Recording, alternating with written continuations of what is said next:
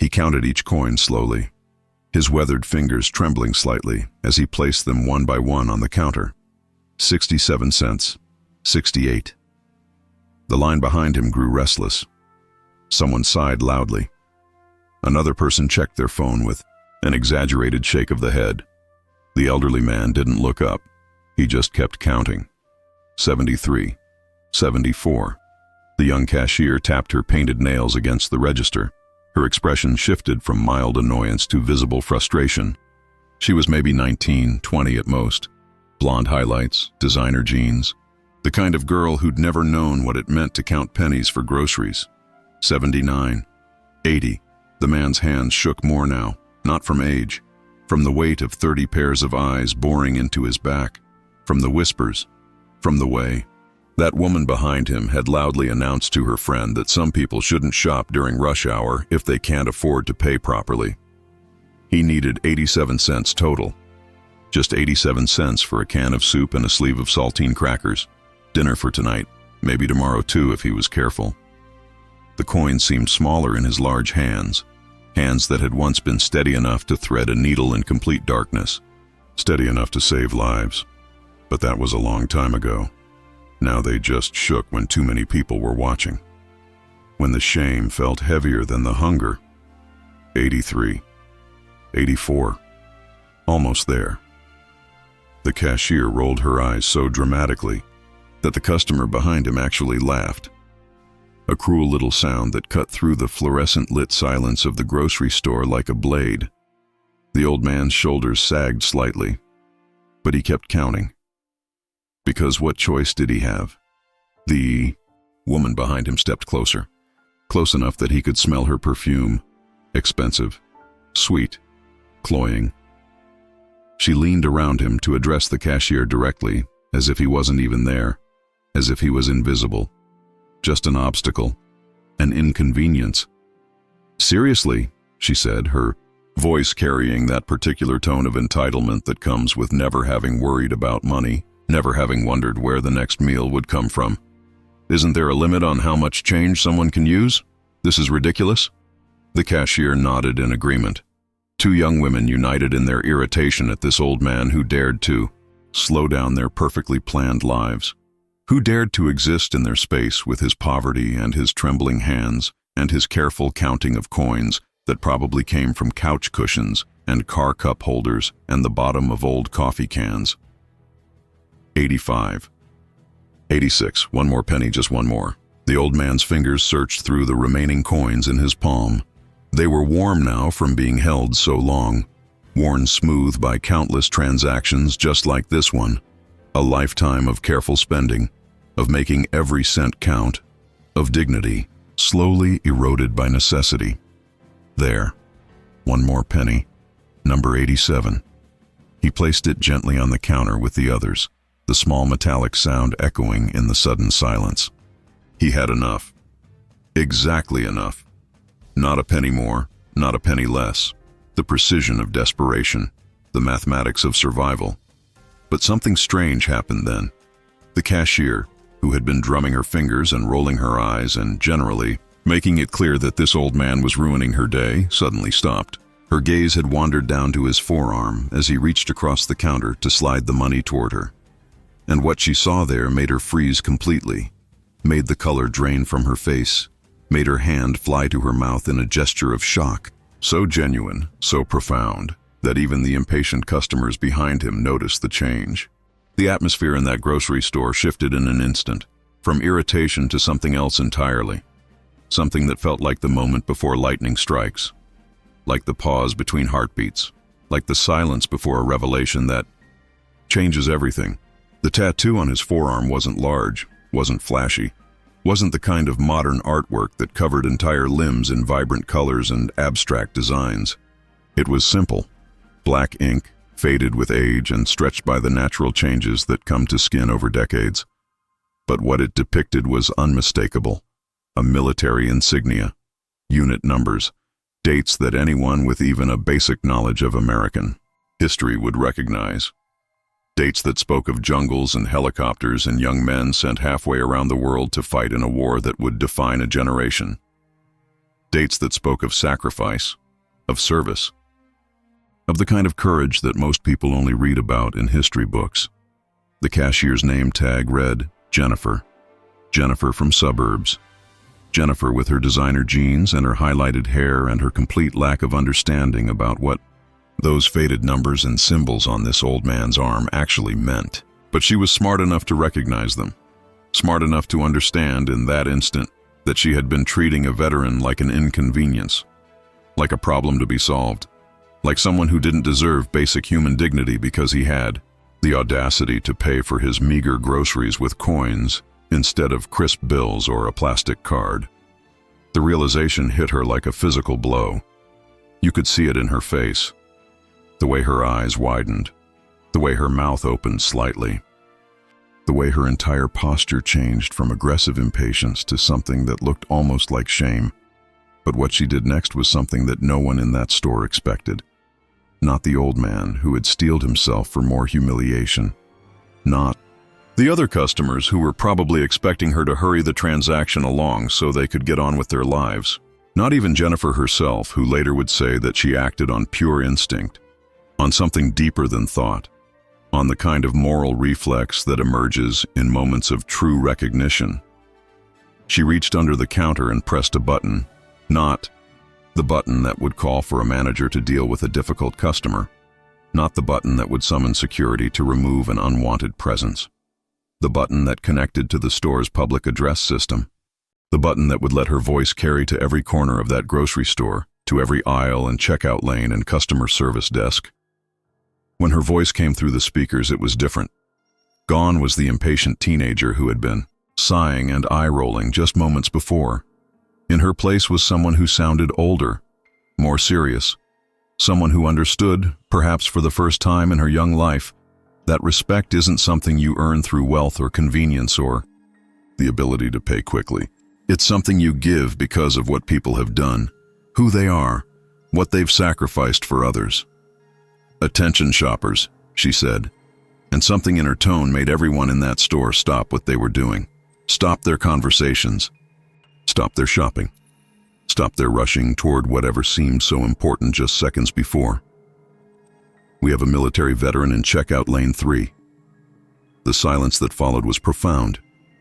Not the uncomfortable silence of impatience, but the reverent silence of recognition, of understanding, of a community suddenly remembering what matters. The old man looked up for the first time since he'd started counting his coins. His eyes met Jennifer's, and in them she saw something that would stay with her for the rest of her life. Not gratitude exactly, not relief, but recognition. The look of someone who had been invisible for so long that being seen felt like a miracle. Being acknowledged felt like coming back to life. Being treated with dignity felt like being human again. If you believe that respect doesn't have an expiration date, that service to country deserves recognition regardless of how someone pays for their groceries. Hit that like button and subscribe. Because some debts can never be repaid, only honored. And this story is just getting started. What happened next changed not just that grocery store, but the entire community. Because Jennifer didn't stop at the announcement. She walked around the counter, past the register, past the carefully organized display of candy and magazines and impulse purchases that were designed to separate people from their money in those final moments before checkout. She walked directly to the old man, who was still standing there with his 87 cents counted out in precise piles, still uncertain about whether this attention was something to be grateful for or something to be afraid of. You have to understand, when you've been invisible for a long time, when you've been treated as less than human because of circumstances beyond your control, sudden visibility can feel threatening, can feel like exposure rather than recognition. But Jennifer's next words dissolved any fear. "Sir," she said, and her voice carried not just respect, but something deeper, something that sounded like awe. "Your meal today is on us, on the store, on everyone here who understands what you've given for this country." She reached out then, not to take his money, but to gently close his trembling hands around those 87 coins, to give them back to him, to restore not just his dignity, but his agency, his choice, his right to decide how to spend what little he had. The gesture was small but profound, revolutionary in its simplicity. It said, "You matter. Your service matters. Your life matters. You don't have to count coins to prove your worth here." The old man's response was barely audible. "You don't have to do that, miss." His voice carried the weight of decades, of pride worn thin by necessity but never fully broken, of a generation that didn't ask for handouts, didn't expect special treatment, didn't believe that past service entitled them to present comfort, a generation that had been taught to suffer in silence, to carry their burdens without complaint, to disappear rather than inconvenience others with their needs. "You don't owe me anything," he continued. And in those words was the tragedy of so many veterans who return home to find that their service is remembered only on designated holidays, honored only in abstract terms, acknowledged only when it's convenient. But Jennifer wasn't having it. And neither, it turned out, was anyone else in that store. Because something remarkable was happening. The woman who had been complaining about the wait, who had been making snide comments about paying with change, who had been the embodiment of impatient entitlement just minutes earlier, stepped forward. Her face had changed completely. The irritation was gone, replaced by something that looked like shame and determination combined. "Ma'am," she said to Jennifer, "put his groceries on my bill, all of them, whatever he needs." She turned to the old man then, and when she spoke, her voice was thick with emotion. "I'm sorry. I'm so sorry for being impatient, for not understanding, for treating you like you were in my way when really I was in the way of giving you the respect you deserve." That's when the floodgates opened. The man behind her pulled out his wallet. "Add mine too," he said. "Whatever this gentleman needs, I'll cover it." An elderly woman from the next lane over shuffled across with her shopping cart. "Young lady," she said to Jennifer, "this man served so we could stand here safely, so we could shop for groceries without fear, so we could live our lives in freedom. The least we can do is make sure he doesn't go hungry." One by one, other customers began approaching, not with pity, but with recognition, with the understanding that they were in the presence of someone who had written a check to America for any amount, up to and including his life, and had been prepared to let that check be cashed if necessary. The old man stood in the center of it all, overwhelmed. You could see him struggling to process what was happening, struggling to understand how he had gone from counting coins to being surrounded by people who wanted to help, who wanted to honor him, who wanted to acknowledge his service in the most practical way possible. His hands, which had been trembling from anxiety and shame just minutes before, were steady now, not because his circumstances had changed dramatically, but because his humanity had been restored, because he had been seen, really seen, not as a problem or an inconvenience or an obstacle to everyone else's day, but as a person with value, with history, with dignity that no amount of poverty could erase. Jennifer organized it all with the efficiency of a general commanding troops. She assigned different customers to different aspects of the old man's shopping. One person would handle his groceries for the week, another would cover his pharmacy needs, a third wanted to pay for his gas. They were treating his basic needs not as charity but as an honor, as the minimum payment on a debt that could never be fully repaid, as recognition that his service to country had created an obligation on their part to ensure he was cared for. The mathematics were simple and profound. He had been willing to sacrifice everything for strangers, so strangers should be willing to sacrifice something for him. But this was just the beginning of something extraordinary. Because word of what was happening in checkout lane 3 began to spread through the store like wildfire. Employees left their stations to see what was going on. Customers abandoned their shopping to witness something they sensed was important.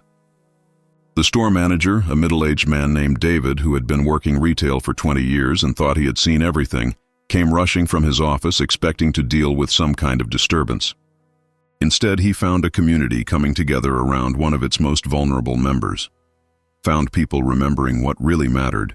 Found humanity breaking through the barriers of indifference and self-absorption that too often define our interactions with strangers. David took one look at the situation and understood immediately. He had military family. His father had served in Korea. His brother had done 2 tours in Afghanistan. He knew what those faded tattoos meant, knew what it cost to serve, knew how many veterans came home to find that their sacrifice was appreciated, in theory, but ignored in practice.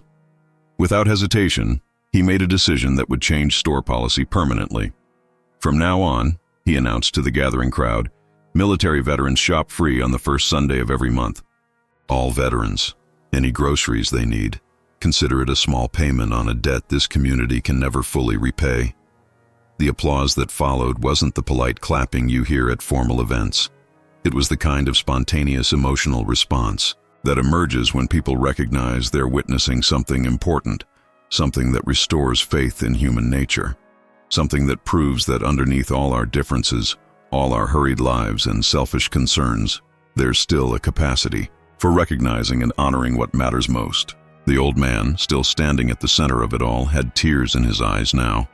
Not tears of shame or embarrassment, but tears of recognition, of belonging, of being valued not for what he could afford to buy, but for what he had been willing to give. That's when Jennifer asked the question that would transform everything. "Sir," she said, her voice gentle but clear enough for everyone to hear, "would you mind telling us your name? We'd like to know who we're honoring." The old man hesitated for a moment. When you've been invisible for so long, stating your name feels like claiming space you're not sure you deserve, like asserting worth you're not confident you possess. But something in the faces around him, something in the genuine respect and interest he saw there, gave him the courage to answer. "Robert," he said. "Robert Sullivan. I served with the 1st Cavalry Division. 2 tours, 1968 to 1970. Those dates hung in the air like a prayer, like a benediction, like the tolling of a bell that calls people to remember something sacred. 1968 to 1970. The height of a war that divided the nation. The years when young men like Robert went to fight in jungles on the other side of the world, while their peers protested in the streets back home. When they returned not to parades and celebrations, but to indifference at best, outright hostility at worst. When they were asked to sacrifice everything and then told that their sacrifice wasn't worth recognizing. When they learned that serving your country sometimes means being forgotten by it. The manager, David, stepped forward and extended his hand. "Robert," he said, "it's an honor to meet you, an honor to serve you. And I promise you this, you will never count coins for groceries in my store again, not ever." The handshake that followed was firm, meaningful, the kind of gesture that acknowledges not just present circumstances but past service. That recognizes the man Robert had been, the courage he had shown, the price he had paid. It was a handshake that said, "Your service matters. Your sacrifice was not in vain. Your life has value that transcends your current circumstances." But the story doesn't end there. Because what happened next would ripple far beyond that grocery store, far beyond that community, far beyond what anyone could have imagined when Robert first started counting his coins at checkout lane 3. Someone in the crowd had been recording, not with malicious intent, not to mock or shame, but to capture something beautiful, something inspiring, something that proved that human decency wasn't dead, just dormant, waiting for the right moment to emerge. The video showed everything: Robert's initial humiliation, the crowd's impatience, Jennifer's recognition, the community's response, the manager's policy change, the applause, the handshake, the tears of recognition and belonging. Within hours of being posted online, the video had been shared thousands of times. Within days, hundreds of thousands. Within a week, millions of people around the world had watched an elderly veteran go from counting coins to being honored by his community. The comments section became a repository of similar stories, veterans sharing their own experiences of being forgotten, ignored, or dismissed. Family members of veterans expressing gratitude that someone, somewhere, had recognized what their loved ones had sacrificed. Active duty military personnel saying they felt honored to serve, knowing that communities like this still existed. But more importantly, the video inspired action. Grocery stores across the country began implementing similar policies. Restaurants started offering veteran discounts not just on holidays but every day. Communities organized support networks for elderly veterans. The simple act of recognition that started in checkout lane 3 became a movement. a reminder that veteran service doesn't end when they hang up their uniforms, that the debt of gratitude doesn't expire, that honoring those who served requires more than flag waving and parade watching. It requires action, attention, and the willingness to see veterans as individuals deserving of dignity and support. Robert's life changed too, but not in the way you might expect. He didn't suddenly become wealthy or famous.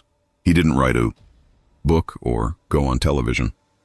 He remained the same quiet, dignified man he had always been, but he was no longer invisible. The grocery store became a place where he was known, where his presence was welcomed, where his service was remembered. Other veterans in the community began seeking him out, recognizing in him a brother who understood their experiences, their struggles, their pride, and their pain. He became, without intending to, a symbol of what service means and what recognition looks like when it's genuine, rather than performative. Jennifer, the young cashier whose recognition had started it all, found her life change too. The experience taught her lessons about dignity, respect, and the invisible struggles of people we encounter every day without really seeing. She became an advocate for veterans in her community, organizing donation drives, volunteer activities, and awareness campaigns. She often said that Robert had taught her more about courage in those few minutes at the checkout counter than she had learned in all her years of school, that watching him count those coins with dignity despite the hostility around him had shown her what real strength looked like. The woman who had initially complained about the wait became one of Robert's most dedicated supporters.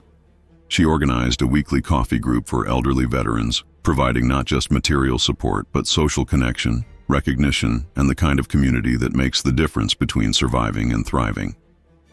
She never forgot the shame she had felt in that moment when she realized she had been treating a veteran with disrespect, and she dedicated herself to ensuring that other veterans would never experience what Robert had experienced that day. David, the store manager, expanded the veteran support program beyond the monthly free shopping days.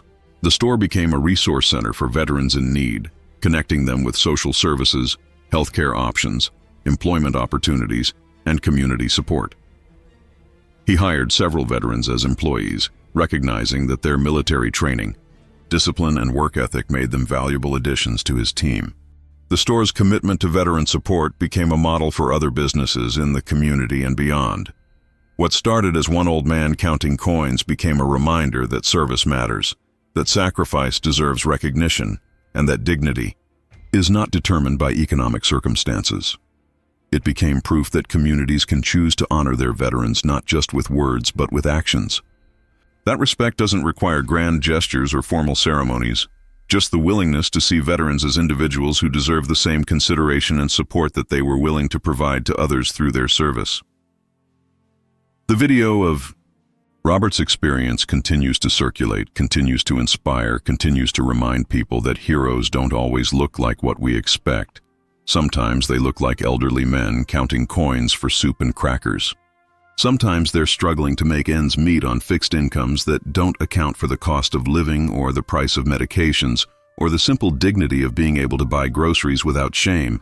Sometimes they're invisible until someone takes the time to really see them, really recognize them, really honor what they've given and what they continue to give simply by being living examples of service and sacrifice. The lesson of Robert's story is simple but profound. Every veteran has earned the right to dignity, respect, and support, not because of pity or charity, but because of debt, because of what they were willing to give, because of what they did give, because they wrote a check to America for any amount, up to and including their lives, and were prepared to let that check be cashed if necessary. The least we can do is make sure they can buy groceries without counting coins in shame. The least we can do is see them, really see them, and remember that their service doesn't end when they hang up their uniforms. Robert still shops at that grocery store. He still pays for most of his groceries himself, because independence and self-reliance are important to him. But he no longer counts coins in silence while hostile crowds gather behind him. He no longer shops in shame or fear or the kind of desperate invisibility that comes with poverty.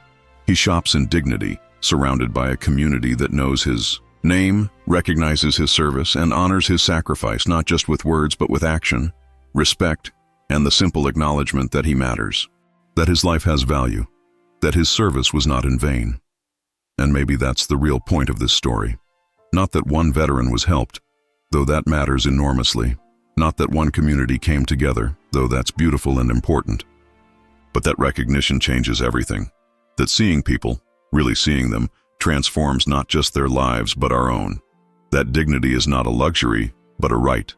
That service deserves honor, not just in abstract terms, but in practical, daily, meaningful ways. That the choice to respect or dismiss, to honor or ignore, to include or exclude, is always ours to make. If this story moved you, if it reminded you that veterans deserve better than counting coins in shame, leave a comment telling us about a veteran in your life who deserves recognition. Because every veteran has a story worth telling, worth honoring, worth remembering. And every one of us has the power to make sure they never have to count coins alone again.